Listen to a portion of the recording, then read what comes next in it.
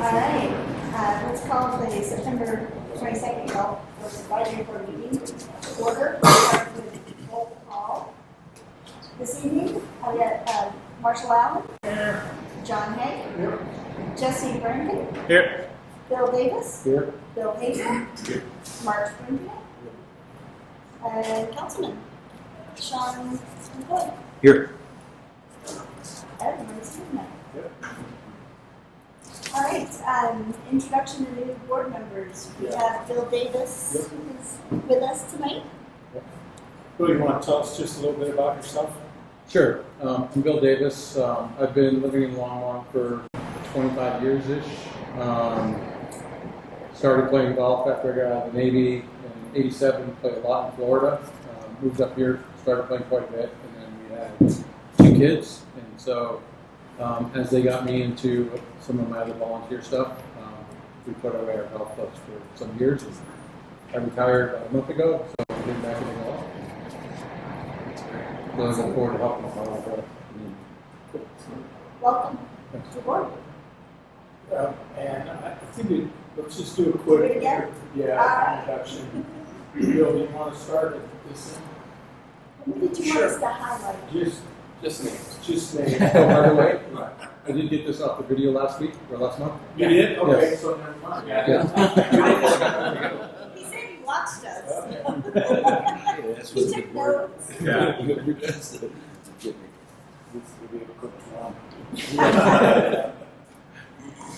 So we'll move on to the approval of the agenda for tonight.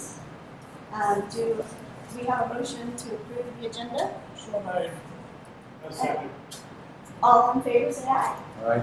Aye. And any opposed? And the motion passes unanimously. We move on to the approval of the previous meeting's minutes. Did anyone have any changes to the minutes? Doesn't appear that there is. Do I have a motion to approve the July 28th meeting minutes? What's that?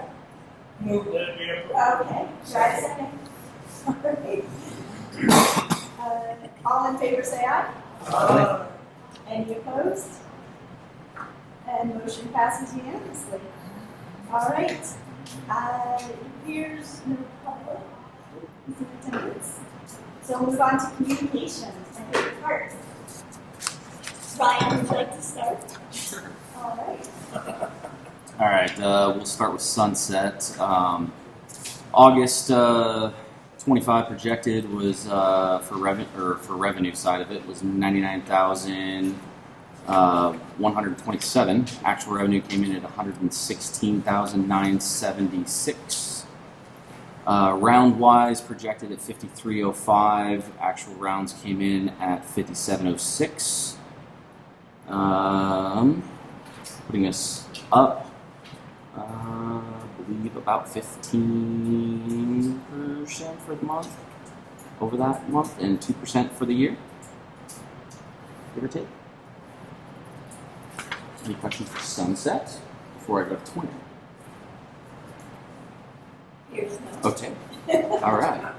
Twin. So your revenue projected for August was 217,398. Actual came in at 264,492. Rounds projected at 6,553 came in at 6,029, putting us down about 10% total for the year in rounds. Still working on figuring out why the big difference. I talked with Jeff about that at our meeting. Need to kind of do a full audit of the days and the months to kind of go through to see make sure everything was rung in for the leagues that were all prepaid rounds, along with the golf now, prepaid rounds. So I will continue to get back to that, working on that. So the revenue's up on less rounds? According to these numbers, yes. In theory, but I need to check. 10,000 behind. Is that what that was? Yeah. I'm behind in the rounds And revenue. and revenue. Oh, gotcha. Okay. Year to date, I'm sorry. Sorry, I was looking at, I looked at the wrong one there. 0.7, 10,000 behind, yeah.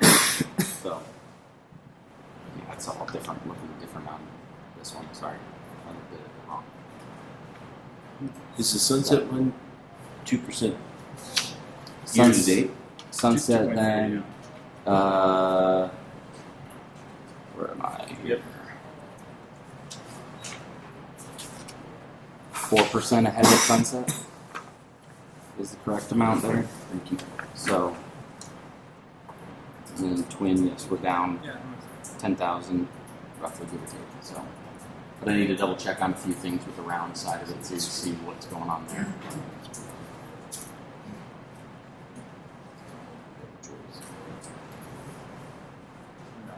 Anybody have anything else for sunset or meetings? You probably look at March, because March was kind of up, right? It's only up month. So look at that and say like compared to April or February. For which any horse? auditing purposes? Oh, for a twin. March probably, I would say, was probably up just because of the beginning of the season. Right. January we were closed for the most part, and then when I took over in February, we were kind of closed at the beginning right then. Right. But we opened up, and it was slow to start with all the construction on the back nine.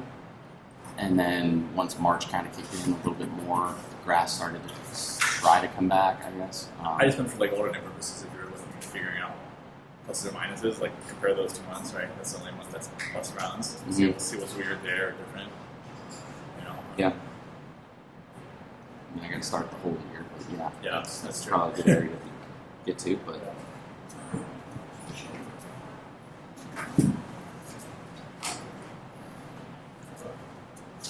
Keith? All right.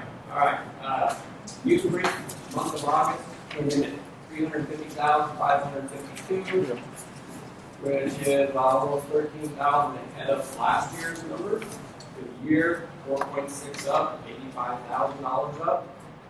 As far as rounds go, rounds for the month of August were 7,033, which is up. 261. For the year, we're up 3.1% for the year. So, we're moving right along. Golf course is, and it's really brought her back. And it's coming along real nice. In good shape. A lot of the ropes are down. Had a little bit of a situation without water for a minute, and too many minutes actually. So water doesn't come down the ditch, it doesn't fill the lakes, and you can't water the golf course. So that happened for a little while, and that's why we kind of went backwards. We've been on some of those areas that we had really come a long way on. So, but we got water again, so we're back to filling in all those areas. And the course is in really good condition.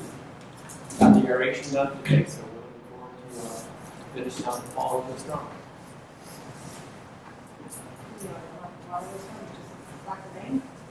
Might be great. That's it. Where does the water come from? Is it like ditch rights access? Is that Yeah, the city has rights, water rights, but it also all depends on how much snow we get up in the mountains. right? And we didn't start off the year with the res. I don't know if you guys know where Pleasant Valley Reservoir is off of 95th and like north of Highway 66 up there. So that's where we get all our water from. But we share it with farmers out east of us, school district, Fox Hill, and parks all pull off that same ditch. So when it didn't start off the season full, and I don't know, I thought the snowpack was pretty good, but we didn't have as much as we thought. So we got kind of scary there. Was that the middle of August, end of August, something like that. So, but we got some. We're able to. The city has also shares of CBT water, which is Colorado Big Thompson water. So they gave us some of that to get us through the fall. So we should be good to get through the fall. And then I've just been trying to work with the ditch rider to turn it off, like when we're gonna have weeks like this, or it's gonna be rain. Tomorrow's gonna be 55 degrees. So we're trying to conserve that water in the reservoir for the rest of the fall, and then make it easier to fill it up.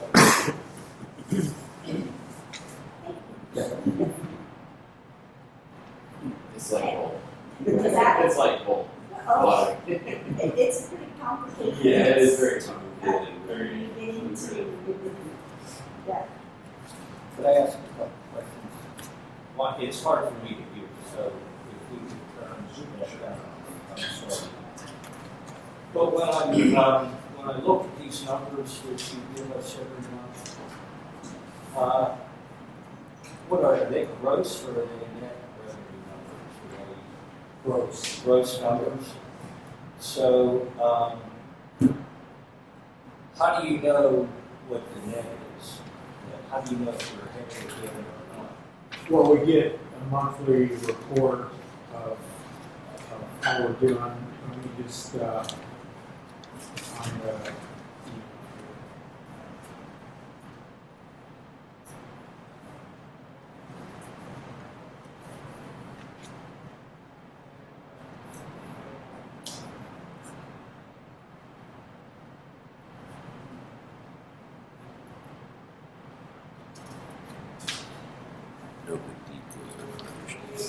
so I don't see it offhand. But last I had seen, revenue was over $1 million ahead of our expectations, which is the operational side. It does not include the capital side.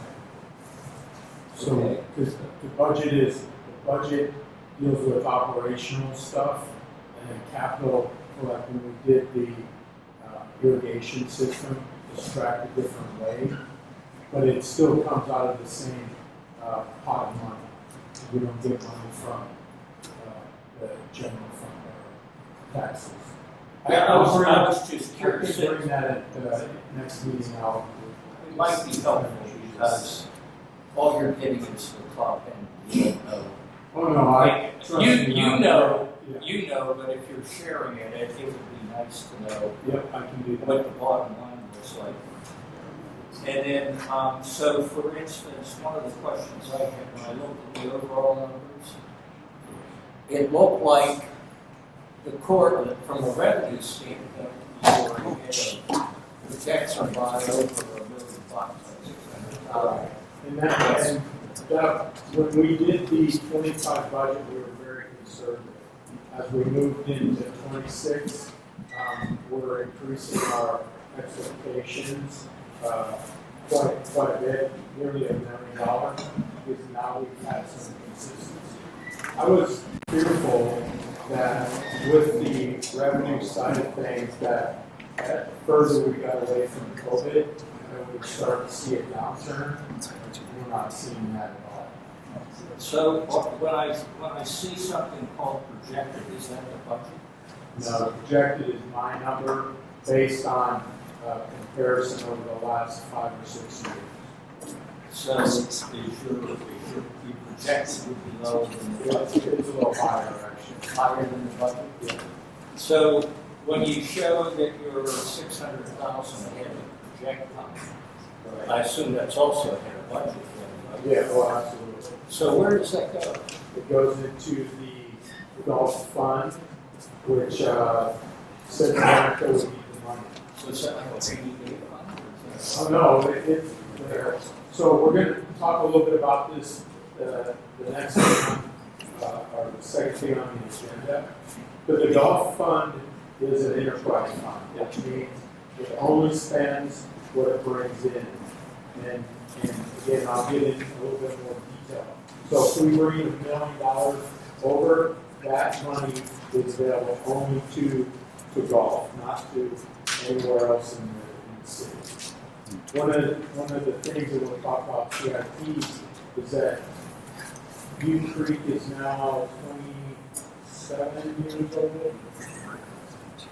28 years old, and we need to start putting money aside to replace the irrigation system there, as well as with the amount of money we had available to work at Twin Peaks and at Sunset, we were able to replace the pump station at Sunset, but we weren't able to do any of the underground piping because of how much expenses that got. So do you have to spend that in the same year, or No. do you carry that over? It carries over, it could sit there for 20 years and build up until Dan has enough money to replace that. Generally, we try to spend $200,000 a year in capital projects, ranging anywhere from chip sealing of the parking lots, putting in new heaters or HVAC units at the clubhouses.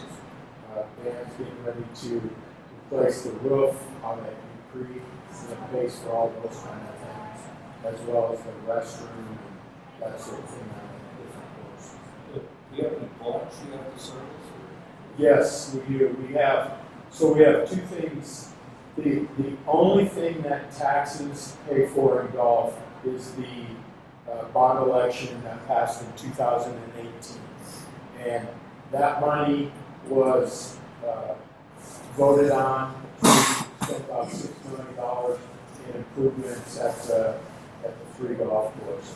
We ended up spending closer to, I think the number was $9 million total. So next month when you share the net number with us, is that part of the net? Yes. Your yearly hit on Well, no, because the bonds are paid by sales tax, so that doesn't show up in the golf fund. We did have to borrow $2.2 million from the fleet fund to be able to complete the maintenance building. So we have a payment of $200,000 a year to cover that debt service that for 10 years. Some is That in, will- some is in, some is not in. Correct. Okay. But moving forward, once the debt from the bond election from 2018 is paid for, golf is on its own and has to pay its way moving forward. One of the reasons that we believed it was appropriate to use sales tax this one time is that the enterprise fund for golf was created in 1985. And when that was created, there was no funds that went along with that to do any ongoing maintenance. And because U Creek never didn't have a maintenance facility, and the golf course here was, 40 some years old, that was believed to make golf whole. And then again, moving forward, we'll have to pay for all of that on our own. Do you know offhand how much you're holding in your? It's over $2 million. You know, it got pretty low during the bond projects, and those numbers kept going up. And we've the last 2 years done very well building that back up. I will give you that number next month. Okay, great. Thank you. So when you say we're going back, the golf enterprise will be on its own, because didn't we like join with parks and recreation? Yeah, and that stuff? has enough. That That's has different. nothing Okay. to do with the budget. Okay. Just, They don't have any money anyway. well, I thought that they were at one time pulling from People pay to go to golf, parks. but No, Okay. golf money cannot be used anywhere but for golf. you're right. I guess that could change if city council would choose to do that, but the way the enterprise fund is set right now is that money can only be used for golf. And the tower. That's part of golf. That is part of If that was to change, or if the goal was to change that, does that have to go to the voters, or is that just a council thing? Well, I would think certain aspects, if we were to increase the bond, that would go to the voters. But to make a decision about changing it to having it on its own, it might. Well, it is on its own. No, I mean to You're change asking it if- from what you're saying, the opposite. If money from golf could go somewhere else. Well, I'm just asking if there was a change in condition. If you're on your own now, there was some effort to say, we want to bring you back into the city's revenue Well, structure. I don't think that the Does city, that go to the voters? Or no, it go to city council. But I don't know that golf would ever not be an enterprise fund moving forward. I think that council at times could choose to subsidize the operation, but again, it would be based on whatever is happening at that time. Keith probably remembers back in 2009, 2010, the sprinkler system was failing. Do you remember that? And I think we came to try to figure out how to get that fixed. I just don't recall the whole episode of what it was. I think It didn't happen. It did not happen. It didn't happen until we received $6.6 million from the bond that was passed in 2018. When we received that money, which we are not paying that money back. That's not money we owe. The money The we city owe. does. Yeah, the city does. The City city does. does. But that's not coming out of golf back to that. The money we owe is the extra $2.5 million we had to borrow over and above to complete the projects as part of that money that we received. And so that 6.6 is what fixed the failed irrigation system for the last 2.5 years.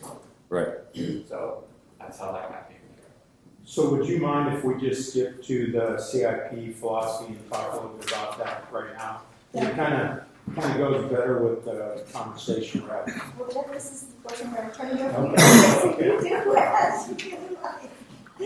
So at our last meeting, we had talked about, you had asked about the philosophy of the capital improvement fund, and wanted to share a little bit about that this evening, as well as talk about kind of what our priorities are to spend through the rest of this year and into 2026. So this is kind of what we're talking about, is the golf fund is an enterprise.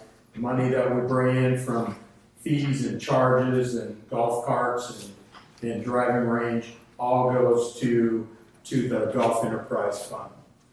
And the rates are now set normally through our dynamic pricing system.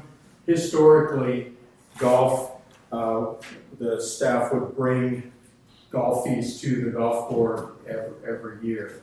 And in 2017, we went to dynamic pricing, which gave me, as the manager of golf, the authority to set fees. So we work with Golf Now to help use their services to either raise up our fees or lower them depending on what goes on. And it's a lot like what you see in the hotel world when you go in, and if things are really busy, prices go up. If things aren't so busy, they go down. And it's the same thing where they use how busy we are, the weather, and what's going on in other courses around us to be able to rise and lower that fee. When we first started, fees were constantly going down. We generally never hit what was set as our rack rate of what we were trying to get to. And Ryan and Keith, if you could help me with this. Back at that time, if we got $30 a round here at Twin Peaks, we were doing very well. I think we talked the other day, and the average round now is $60. Is that right? 60 on the weekdays, 66 on the weekends. Yeah. So, and that fluctuates, like you're saying, with the busyness. If you're on the website booking, if you're on Golf Now's website, you may see it at 71, you may see it at 64 on the weekends, depending if it's busy or not. If it's 7, 8 open tee times, the rate's not going to be above the rack rate, call it, or the higher average rate that we have. So the same thing with U Creek. Back at that time in 2017, if we got $45 around at U Creek, we were doing very well. And generally, we were getting people in the door through our players' cards, through buy one, get one, and other kind of combination deals that we put together to be able to get people in the door. Keith is now was telling us the other day he has sold over 200 rounds this year of over $100 at U Creek, and that's unheard of. But it matches what other golf courses are doing around our community. And again, since we have to live and breathe on the amount of money that we bring in, when things are busy, we're able to raise those fees up. And they're not so busy later in the afternoon, especially hot days. In the summer, this can go down. Go ahead. So just a little background. Golf Services, we now have a new assistant city manager, Jen Uten. Started a few weeks ago with the city. She replaced Joni Marsh, who was our leader until March of this year. We currently are still reporting to Zach Artis, and we'll do that until the beginning of the year, and then we'll turn over to Jen once she's kind of got her feet underneath her. In the operation, Ryan and Dan are both the supervisors or superintendents of the operations of the 3 golf courses, and then we have I think our number is around 11.5 full-time employees that are paid for out of the golf fund. And then we have, it's somewhere between 25 and 30 temporary employees that work only certain times of the year.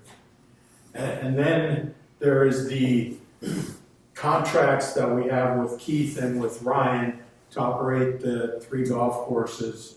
The people that you see that are generally inside the clubhouse or that are working with the golf carts or volunteering on the golf courses are volunteers or employees of Keith and Ryan. They each have a 5-year agreement that was renewed earlier this year when Sam retired from U Creek. All of the people that you see maintaining the golf course or the clubhouses, they are city employees. Any questions on that?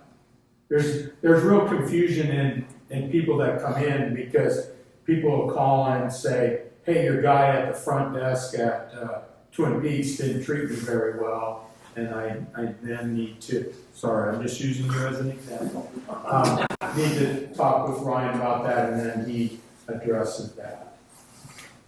Okay? So we talked a little bit about our philosophy, and we are living in a different world now that COVID has impacted the game of golf, and now we're able to collect the amount of revenues that we have. Golf is really in a place of catch up.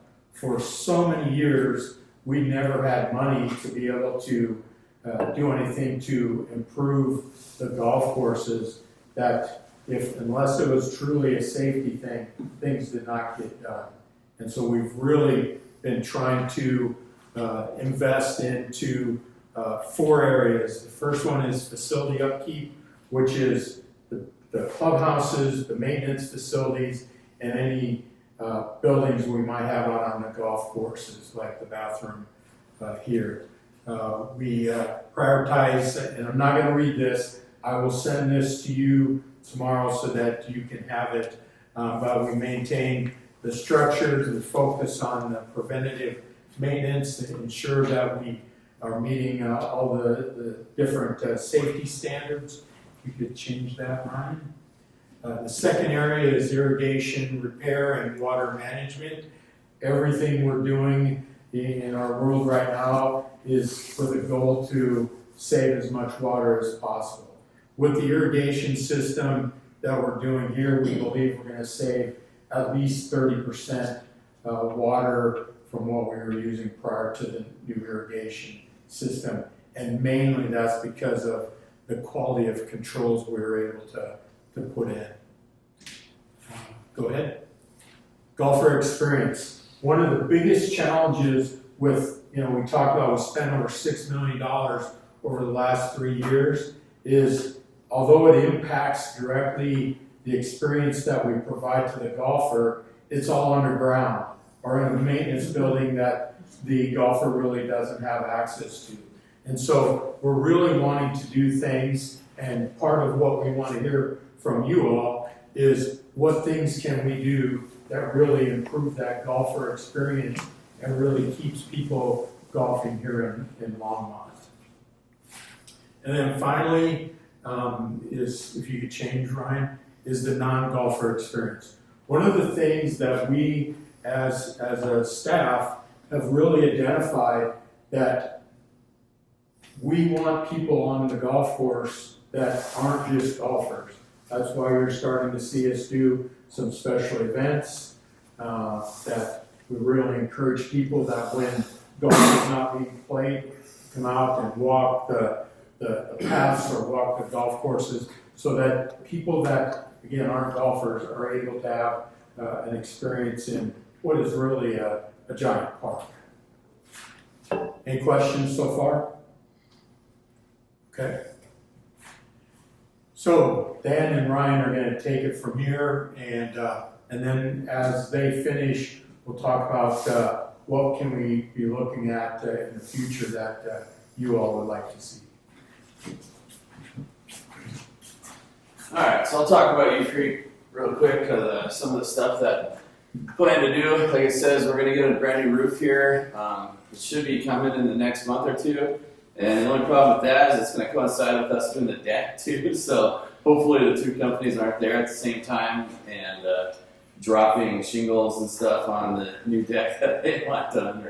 So we'll make it work out there. But along with the new roof, we're also going to get new gutters. So when those new gutters come on, they'll be fresh painted stuff. So I want to really work on some of this exterior stuff here. Some of these soffits, there's some water damage that has come from the old gutters that are, as far as I know, original. So we'll be working on those in the spring, trying to get some quotes and see what it's going to take to bring all that stuff up to par, and then do some painting and clean up some of the stucco and stuff and paint our little turtle named Beauty right there. So we'll get him all freshened up. But that's kind of stuff, that first part of the clubhouse for the spring. Go ahead.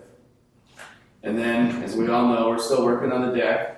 It's under contract right now. We have a company that's going to do it. We're just waiting on a few more internal things for them to get started, and then hopefully in the next few weeks we should be up and ready to go. I don't know if we talked about this north side much, but this is a picture of the north side here where the concrete's deteriorating and the handrail that we've had to replace. That was the main thing. But now we're going to rip that whole thing out and put in all fresh concrete and a fresh new rail on that north side, which might have changed since the last time we were here. So that'll be all new and fresh over there too. And then, as you can see, our parking lot is starting to get some giant cracks. We tried to crack seal it about 2-3 years ago, and the cracks were too big. The company said that they couldn't even seal them. So what they recommend us doing is they'll grind out this whole strip here and then refill it with a, I don't know, foot width or something like that, and try to redo all those. And then the asphalt at the new maintenance facility also needs to be sealed every couple of years, which I just found out when we had some work done out there. But it's a coating that'll keep it around and keep it looking fresh and new for a long time, hopefully. And then we're working on the design for the new irrigation system, and I'm trying to work to get a new pump station ahead of it, which will be able to give us enough pressure out there. If you guys play U Creek, you'll see where we get really nice green spots, and then there's a gap in the middle. We don't quite have the pressure to make it since it's almost 30 years old now, so it's kind of lacking there, but we're hoping that a new pump station will get it before we can do the complete new irrigation system, which the price tag is pretty high. And we do not have money for that right now, but the estimate is over $8 million. Yeah. So, and then the new pump station, I got a price for it and I was pleasantly surprised, so we might be able to pull that off. It's just a timing thing now because we don't want it to come in like June, July, somewhere in there and be shut down for a couple weeks in the heat of the season. So shooting for February of 27 for that. And one more. I'll talk about this, but there's some pictures to go along with it. One more, right? So the bunkers, everybody knows our fairway bunkers aren't the greatest. So trying to come up with a plan where we can. There's a company that comes in and puts some material underground that will help hold the sand in place.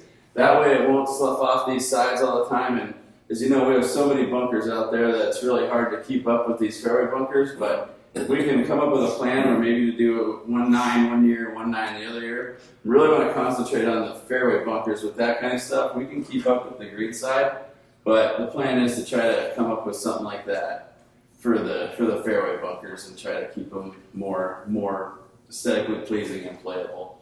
So, and then you can see here the other one was the irrigation ditches that run through the golf course. We are in charge of taking care of them, but as Jeff said, we haven't had money to dredge all these areas out. And this year in the spring, we really ran into some challenges because we didn't get them burned. Usually, if you've been around there, we'll burn the ditches and get some really fun flames going out there, but they didn't do it this year, so the water got way outside the banks and up high. And if the farmers wanted to call for as much water as they could, we would flood out some areas of the course. So we really need to concentrate on cleaning out these ditches, but we've been working with, was it Public Works? Down there and trying to get the company or figure out how we're going to do it and probably split the cost with them because it's a waterway too, so they have, somewhat on the hook for that too. So those are some, you can see how bad it is and it's going to be a heck of a job to do it, but we'll have to contract that out too, so. And nothing's been done since the golf course. Right. Nothing's been touched for 30 years, except for burning it, but then, you burn it and then it just kind of packs up on top of itself. So that's silt and dirt and you name it, golf balls, for 30 years have taken the belly of that. Like over on 13, it's probably 40 feet wide over there, where when it started, it was probably 5 or 10 feet wide. So that's some of the areas, and it'll help control our water too, and not waste as much water, spreading out inside, having to wet the ground before it gets to our lake where we can use it. So, I think any questions on Ute Creek CIP projects? How do we prioritize these? I mean, is it based on cost or do you just decide? It's a combination of that. Right. Usually it is dictated by some emergency that requires us to do it. The water, something's got to be done with the ditches before the spring because we cannot have the issues with people downstream that we can't deliver enough water through the golf courses. That's a requirement, and we need to make sure that can happen in the future.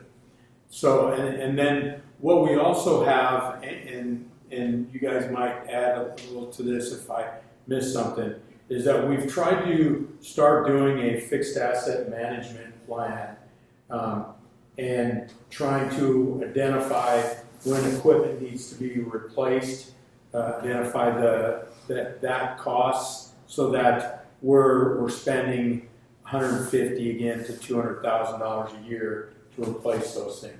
And that can be anywhere on the golf course, clubhouse, golf course, maintenance, building, all of those things. Yeah, I'm kind of picturing I'm sure you have a multi-year idea of what maintenance needs to happen at what times, right? Yes.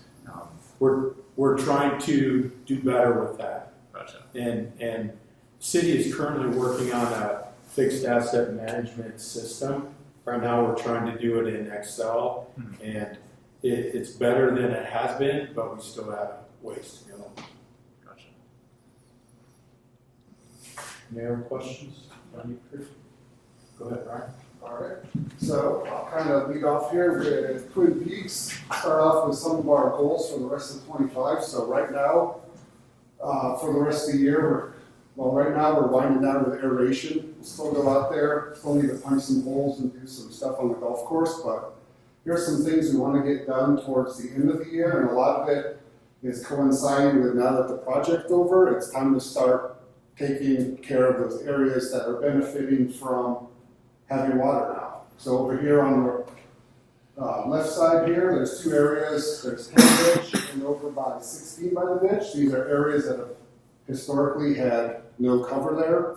And even now, without having much seed put down, we can see that there's some seed growing. So our goal is to go in like these areas and some other places across the course, add some seed, aerate them, fertilize them, and try to get some seed to germinate, and then keep hitting those areas this year, and then throughout the future to start establishing better turf in areas that have historically been weak. And then also, another project we've been working on, though, if you've been on the course, you've seen we kind of have over here on 10T a partial split rail fence started. So our plan was to make number 10T kind of mirror the first tee box, where the split rail fence kept people off of the grass on the tee box area, but it's been held off for a couple of years just for the irrigation project, because it doesn't make sense to put a fence up when the puller or construction is going to come through. So we're going to be finishing a fence there to mirror the way number 1 looks, and also repair number 5 cart path right through here. You can see where it got kind of muddy over the past couple of years. That's from where the puller and some construction work was done. We have crusher fines that have a binding material in them to keep them compacted. Once the puller and construction went through, kind of mixed everything up, wasn't really working, turned to mud. So now that we're done, we're going to go in to this area, fill it up, put fresh material down, compact it, and it should cover all the mud up. Yeah, so the 25, real goal is to kind of pick up where the construction let off, just keep going. And then here's a few of our goals for 26, and some of this touches on what Jeff mentioned with the fixed asset. Like down here, replace the pond aerators, water heater, and basement furnace. Those are all things that have been needing replacement for a number of years, have been held off with the project, so now we have them on our list for 26 to be replaced, along with putting in a AC heater split unit out in the snack bar tentatively to make it a little more, inhabitable. And then, because we used to have the pond aerators on 10. They got taken out in the construction because they were powered off the old pump stations. When the new pump stations got in, we lost the power. So we'll have to, and those aerators are old, so we're looking at replacing some new ones, get some new power right out there, so we're hoping to have a fountain again in at least the East Lake. We'll see about maybe the West Lake also. Next. So here, kind of what I talked about a little bit before. Here in the middle is a picture of the split rail fence we started on, which also coincides with next year's goal of replacing this cart path going down the rest of number 10. It's been kind of beat up. And as the puller went through it, there's a few areas that got kind of pushed up or caved in. So that's on the agenda to replace. And just kind of like U Creek, crack seal and painting parking lots. Parking lots, it's been a while since they've been redone, and with all the construction traffic we've had going through, especially this parking lot over the past couple of years, it's really taken a wear and tear on it. So there's a few areas that we're going to have to get patched that have collapsed, but for the most part, it's this crack sealing and painting, and we'll be good. So now I'll transition on to Sunset. Oh, did anyone have any questions about Twin Peaks before I move on? All right. So, 25 goals at Sunset. The crew over there has been working on clearing the weeds along Longs Peak Avenue on the rock wall. It's historically been kind of a hard area to keep taken care of just because of the terrain it is. They've been working really hard at pulling the weeds off of there and hoping to prevent them from coming back. So I'll continue on that and hopefully have it done here within a couple of weeks, I believe. And also, from the water tower project, we've had that temporary parking lot at the end of the driving range. Our plan is for the crew to go in there, start scraping up that road base that was there. We'll pile it up, haul it off to a different part of the golf course so we can use it somewhere. And then we will flatten that out and reseed and hopefully get that back into the driving range back from what it looks like now. And I have a couple items at the bottom here for the rest of the year that will help out at the clubhouse. We currently have 12 new tables, 48 new chairs, just like what we have here at Twin Peaks on order for Sunset to replace the old plastic ones that have been over there and seen better days. So we're hoping to see those probably within the next 2 or 3 weeks, depending on how shipping goes, along with adding the internet cable at the snack bar over there so Ryan can use the same point of sale system at the snack bar that the front desk has, kind of like set up here at Twin Peaks. So here's a picture of the road base at the end of the driving range, and there's a little bit of the rock wall. You can see the headway that the crew has made over there. Then along with the old tables compared to the new tables, and I think it's going to make it look a whole lot nicer over there. Yeah. So, on the 26th, one of our big goals over there is to replace the cart path along the 9th hole. We did it, I believe that was end of 20, early 21. We replaced the old kind of torn up asphalt cart path with the crusher fine cart path. We found out over the years that that material isn't the greatest on the terrain over there because it's sloped and holds on to the moisture. So we've been looking into getting that replaced with concrete. We've started looking in with people within the city on what steps we need to take to get concrete put in there. Started to do some legwork and hopefully have someone come take a look at it here within the next few weeks to exactly see what we have ahead of us on that. Hold on a second. So when Public Works does concrete projects all around the city, and so we work with them to get the price that they have because they're doing things in such volume, we have to pay for it still, but it gets us at that discounted rate, which is a really good thing for golf. Yeah. So the 3 streets that parallel Sunset, all those sidewalks are getting redone. They're all painted up to get redone, so maybe this, I don't know if it's too quick to do it, but they're gonna have this things out there. If we can do it yet this year, we will do that work. It just depends on how busy that contractor is, but our goal is to have it in place for when things really kick off in 26 at the latest. Yeah, what about the cart path that affects 3 and 8? At Sunset, Yeah, well, we've done on 8. We did the crusher fines, and then did we do it on 3? No, 3 is still the original. So that 8's needs washed to- out also. They're actually on our CIP list, I believe, for 27 replacement. No, hole number 9, cart path, got moved ahead of those 2 because especially first part of the year, right as everything starts to thaw, we've had it where number 9 cart path from 9T all the way up to the clubhouse is impassable because this turns into mush.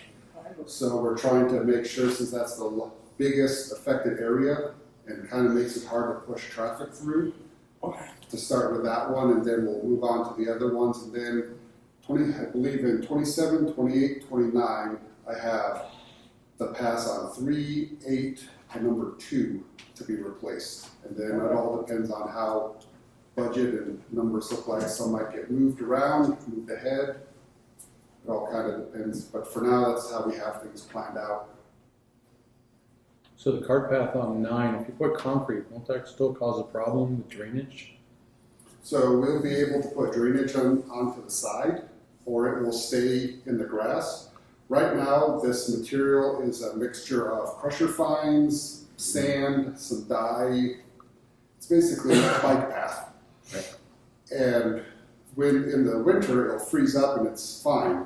But in this, right as we get into the thaw, kind of end of January, depending on how it is, all that moisture that's frozen inside of it comes out, and it just turns into one big mushy bog, and you can't come through. And Yeah, I'm just until it thinking dries out. if you put concrete on that, Well, it just starts they'll- to freeze and Well, they'll thaw. dig it back out and put it down onto road base. Okay. So that crusher material, I believe, is about 5 to 6 inches deep.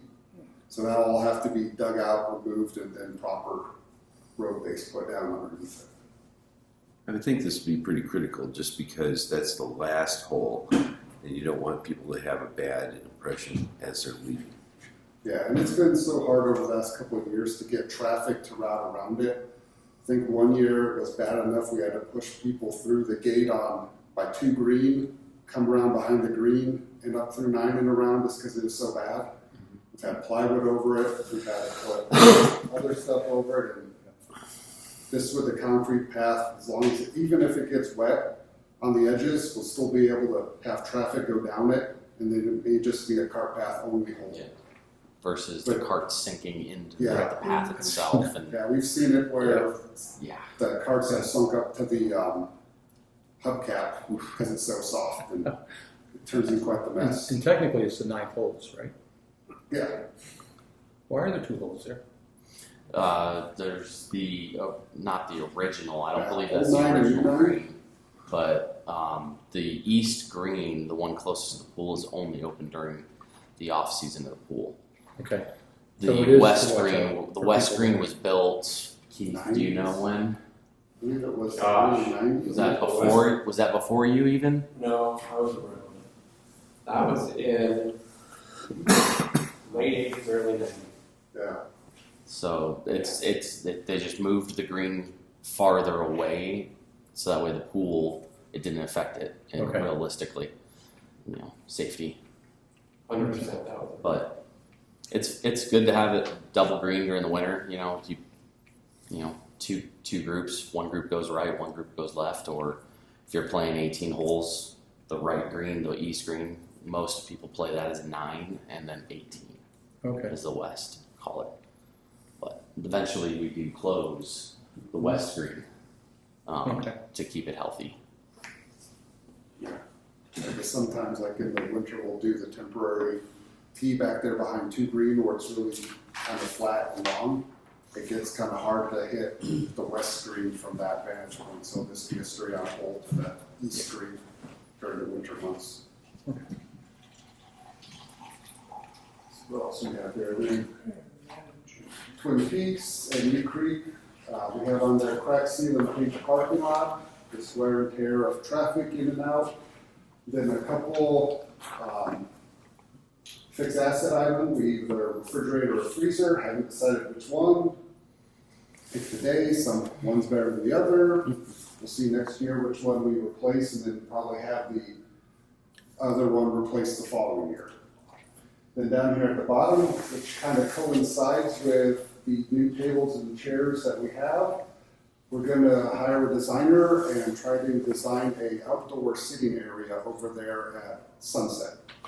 Not exactly sure what it's going to 100% look like now, but we're going to get with a designer and see what we can come up with the space we have, so that way when Ryan has a tournament or an event or just people hanging around out there, it doesn't always have to be inside the clubhouse, because been over there, it doesn't take very much for that clubhouse to get very congested and Loud. yeah, loud. Depending on who's in there.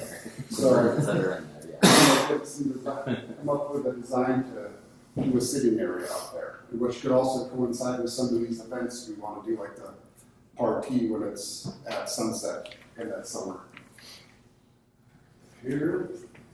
So all right, I think we got it. Could you go back to all the way to the golfer experience slide? Right there, yep. So we wanted your input on what you think we should consider in the coming years that would ultimately help with the golfer experience. Anybody have any thoughts? I do. I've been seeing on TikTok and it sounds crazy, a new way of golfing. I call it the pickleball of golf, fling golf. And it's fling golf. And I call it the pickleball of golf because it's one club, and you know what I'm talking about, Ryan?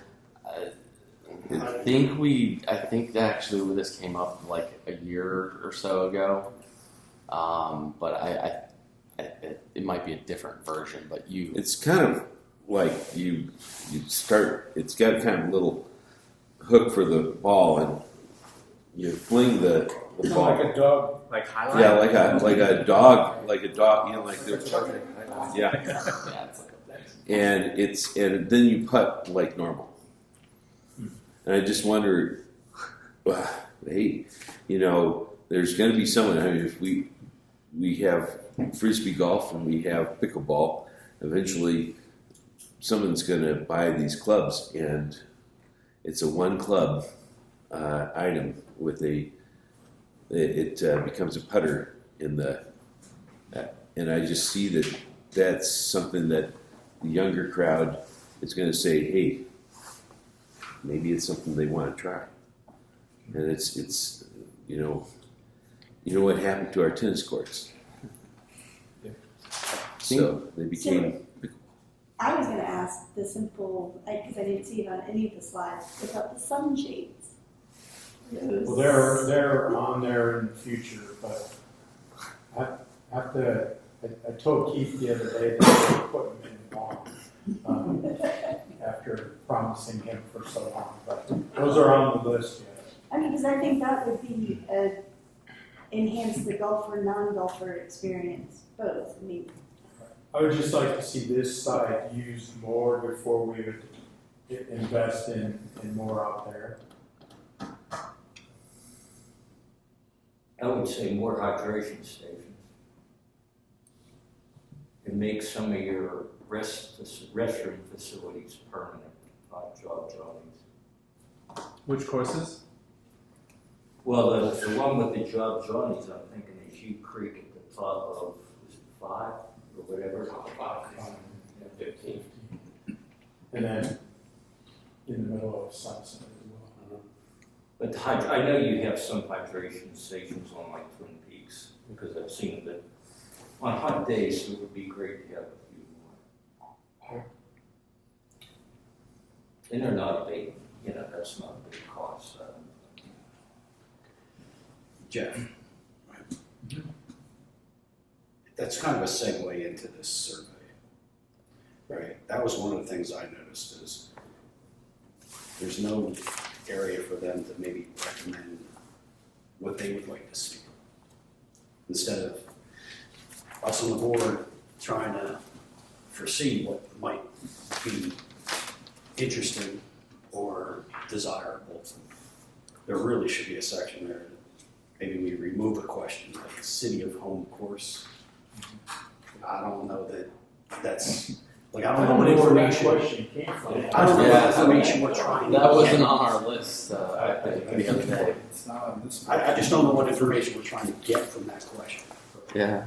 If the survey is to get information to improve either golf experience, the course, services, that is the first question I would personally remove and substitute for, what recommendations would you make, would you want to see? And just have it open-ended? Sure. Well, again, I think Bill's right. I think it's hard to know exactly what it is you're trying to answer with this survey. Just Well, some questions. I would tell you that the staff is really struggling because if we got these surveys back right now, not sure what difference it makes. Unless there is some big thing where our conditions go bad or pace of play, those are the things we generally hear about. The other things on this are, I don't know that they provide a lot of value. But if we, maybe a couple times a year, keep the demographic questions just a little, how do we do today kind of thing, and then what would you add that would help with the golfer experience? And maybe it's that short, and it's done for short periods of time, so that if we need to budget or react to it, we have time to be able to do that. Have you had the opportunity to consider going at it a different way? For instance, I mean, there are a lot of profitable courses around here. Have you ever gone through a best practices to see what they do that you don't do, and how that ends up there affecting the bottom line? I would say that the memberships that Dan and Ryan have, and that Keith and Ryan have, checks us on those kind of things. I think that overall, we're pretty right on with the way other groups do it. I think the difference is, could you do some niceties that make things even better? What would happen if we had volunteers that help people get clubs out of their cars and to the cars at New Creek? That really starts to change some of that experience. I don't think we could do that. I don't think that's the type of courses that Sunset and Twin Peaks are, but it might be what New Creek continues to make us a little different there. And I don't know, Keith, what you think about that? I hadn't brought it up. I do that before he changes his mind. I think the majority of people ride, so they come in and they pay, and then they drive their cars to the parking lot, and they leave at the parking lot. And so it seems like they would still have to come in and the carts might not have to go all the way through the parking lot. I don't know. I think those are the kind of things there are things that could, which we can look to in the future. I have a question. Who has responsibility of the golf courses to maintain the golf in your stand? Dan Reese. I mean, like The ball washers. water's in it, if it works, if they've got towels there. To me, that is something over the years that I've played sometimes they're good, sometimes they're bad, etc. And that's something that I don't know, maybe I'm the only one using them, but that's something where you really get a sense of the golf course, especially if you don't know anything about it. That's something that you use, and if it's not there, you want to clean your ball. That's frustrating. I'll tell you, John, that some of golf courses are starting to remove their ball washers because a lot of golfers are carrying their own towel now. We have buckets where people can wet them as they get into their round, and then that's how a lot of people are dealing with that. Okay. I played up at TPC at the Bertha. There's not a ball washer to be found anywhere. But I think the traditional golfer really likes that. But to your point, and at particularly Twin Peaks and Sunset for sure, I think that people have gotten used to them. I couldn't even tell you what holes they're on at New Creek. Could you, Jesse? Could you tell me where the ball washers are out there? At you? No. Yeah. Okay. Do you use them? Do we do that? No. Yeah, that's our club trying to get. Yeah. So, and so I just think that Did he pay you to ask this question? nobody will. If you're gonna have them, they should work. Yeah, absolutely. And if you're going to take them out, then you need to make some kind of Along the parks. I think Let someone know. On the range, people wet their towels down and they have water on their towels all day to wash it off all day. I think the point is like if you're gonna have it, make it nice, Yeah. right? Like if they're gonna be dirty towels that no one really wants to use, it's kind of gross. Take them out. Like, but if you're gonna keep them, then like make it somewhat nice. Like put some little effort into it. If it's $1,000 or $5,000, whatever. Just like make it so that it comes off in a way that you care about the small things, which translates to I think a better experience. I think all the ball washers that we have are good. It's taking the time to put fresh water and soap and Sure. that sort of Yeah. thing. Yeah. And it doesn't take long during the summer months when it's hot, and the dirt from the golf balls gets in the washer and it's hot, and it can get pretty Dirty. an interesting smell pretty quick. I'm wondering if you couldn't have one that's more portable with the person that's running around with the beer cart, and just ask, can we clean your golf ball or something like I that. don't think it's a normal thing, but it's a nice I mean, idea. it's just that I think that's it's that point of sale. With Yeah. There's also like the nicer golf carts have them built in, so if you have like, it's like kind of options like that. But no, it's a fun idea. Well, it sounds like we should have some kind of plan, however we're gonna do it, either we have them, don't have them, but if we do have them, let's maintain them properly. And at U Creek, during COVID, we had to remove all of the wall washers, Is that right? all the courses. When we put them all back in at Twin Peaks and Sunset, but we've only put half of them back out at U Creek.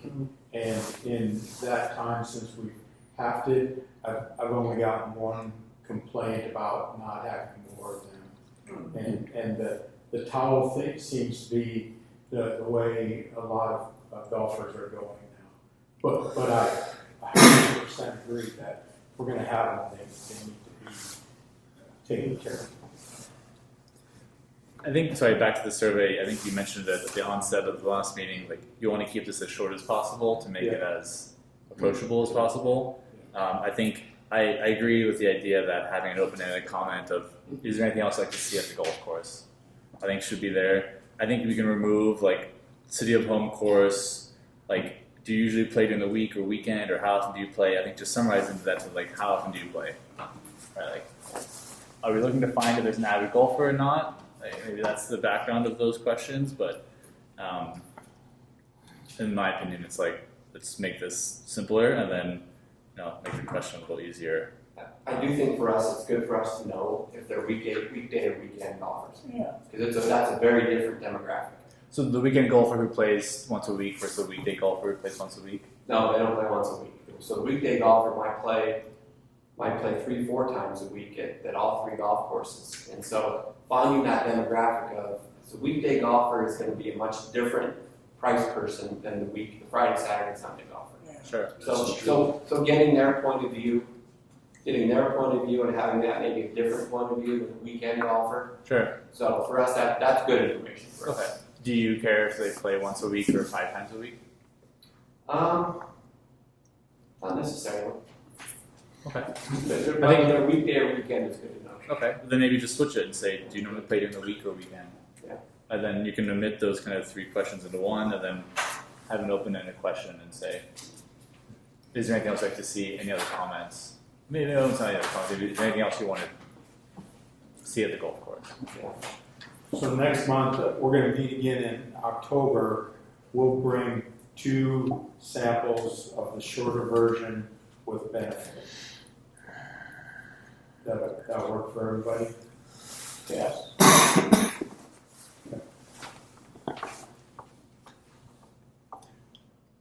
Any other items on the thoughts for the future? Again, we don't necessarily need that tonight, but if you have thoughts, send us an email, or we can always talk about that under items from the board or staff each month as well. We also mentioned last meeting possibly like touch up the interior of Sunset Golf Course. Is that The interior? Yeah, like was that a thing or no? Am I making that up? Like new carpet, fresh paint, I think. Maybe No, not. I think what we talked about was doing something outside Oh, to okay. have more of a organized, Structure. yeah, where one of the things that I would really like to see is that view down number one at Sunset doesn't get much better than that. Sure. Is there a way we could do a better job of staging where people sit after their round and have that look down there? I think it really changes the whole impact of sitting inside or outside. You know, there's not much room under the awning during, you know, with the way it is right now.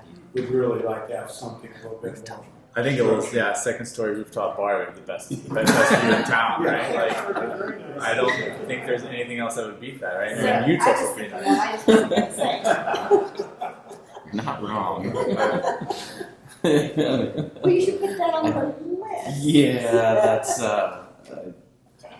that's gonna be quite the project if that were. That's a whole nother animal. It'd be cool though. If money was no object.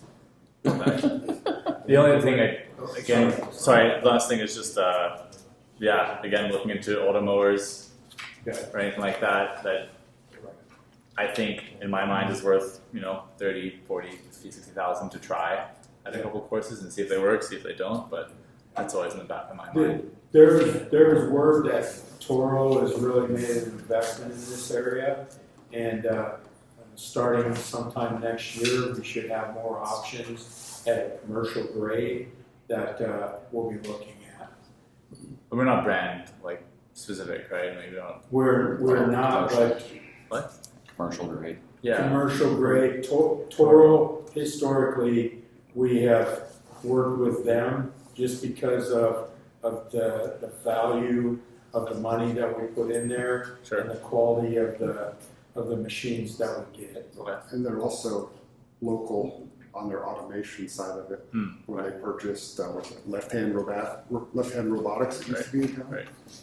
So it's out by the interstate. Yeah, I think I sold Toro at Pasta Tiempo a few months ago, and then I know Husqvarna has their own lower height model for turf of grass courts, tennis courts, and fairways. So they have a low height model, and that's also 18 acres or something like that. So I just think it's something to. And I'm not saying we have to go with Toro, but that we're really interested in what they've got. I think it's worth, to me it's worth interesting in just trying it, put it at Sunset driving range or put it at the shed out here at the end of 1 and 2 at U or Twin and just see if it works, see if it doesn't, right? We don't have to invest a lot of money into it. But. Right. So, What?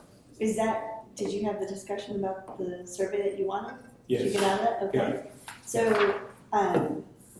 any items from the staff? Than what was been discussed, any items from the board? I would suggest if anyone has ideas to add on to your presentation for golfer experience and non-golfer, to bring them so we have them all in one place. Obviously not just to throw them out now, but so that they can be discussed in the future, not tonight. But just as an interest for you, one of the things that Dan and Ryan and I have talked about is the possibility of doing a party at each golf course each year, and seeing if we can make that happen. I like it. And make sure your communities know about it. Yeah, chairman's happy. Biggest smile on.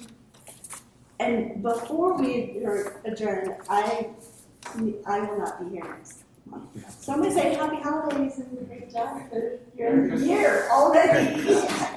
Anyway, with that, do we have a motion to adjourn? Bill, did you have your hand up? Sorry. Well, just real quick. So maybe next time we meet, we could talk a little bit about some things that we're doing to try to get younger golfers into. Yeah. I got some ideas, but I don't want to throw them out until I have an idea of what's going on already. Yep, Ryan and Keith can both talk about our youth programs that we do and certainly always open to trying new things they're the future of the game. Perfect. So do we have a motion to adjourn? So. Do I have a second? All in favor, say aye. Aye. And any opposed? Meeting adjourned at 7 p.m.